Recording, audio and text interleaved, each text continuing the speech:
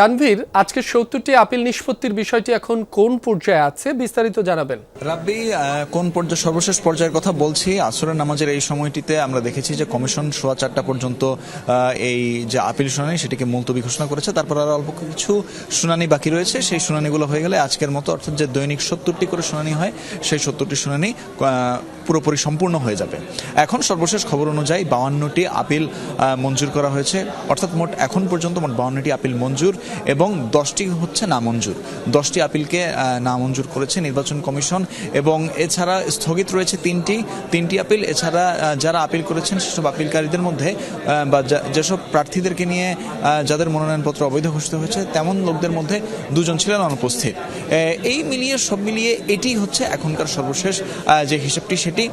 এখানে একটি বিষয় উল্লেখ করতে চাই যে যারা অনুপস্থিত রয়েছেন তাদের বিষয়টি কিন্তু আসলে দীর্ঘসূত্রিতার সৃষ্টি করছে, কারণ যারা অনুপস্থিত রয়েছেন বা যাদের আসতে দেরি হচ্ছে তাদেরই কিন্তু নির্বাচন কমিশনের তরফ থেকে বেসমেন্টে আপিল শুনানিতে একটু পরপরই ডাকা হচ্ছে এবং তারা যদি আসেন বা তাদের মধ্যে থেকে যদি আর কেউ অনুপস্থিত না থাকেন বা নির্ধারিত সময় যদি এর মধ্যে পার হয়ে যায় তাহলে শেষমেশ একটি চূড়ান্ত হিসাব আমরা নির্বাচন কমিশনের তরফ থেকে পেয়ে যাব।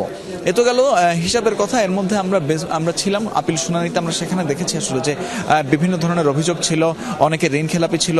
তবে ঋণ খেলাপির অর্থের পরিমাণটি কম হলেও আমরা দেখেছি যে প্রার্থিতা বা আপিল নামঞ্জুর করেছে নির্বাচন কমিশন।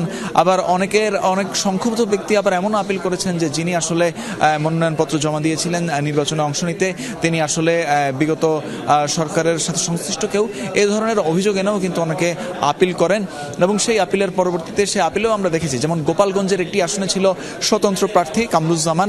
সেই স্বতন্ত্র প্রার্থীর বিরুদ্ধে একজন সংক্ষুব্ধ ব্যক্তিকে আমরা দেখেছি যে আপিল করেছেন এবং তিনি বলেন যে তিনি স্বেচ্ছাসেবক লীগের সাথে যুক্ত ছিলেন, তিনি স্বেচ্ছাসেবক লীগের উপদেষ্টা ছিলেন এবং তার ব্যাপারে কিন্তু আপিল করা হয়। কিন্তু পরবর্তীতে আমরা দেখেছি নির্বাচন কমিশন কিন্তু তার যে আপিলটি রয়েছিল সেই আপিলটি পরবর্তীতে আমরা দেখেছি যে তার প্রার্থিতা মঞ্জুর করে দেওয়া হয়। রাব্বি।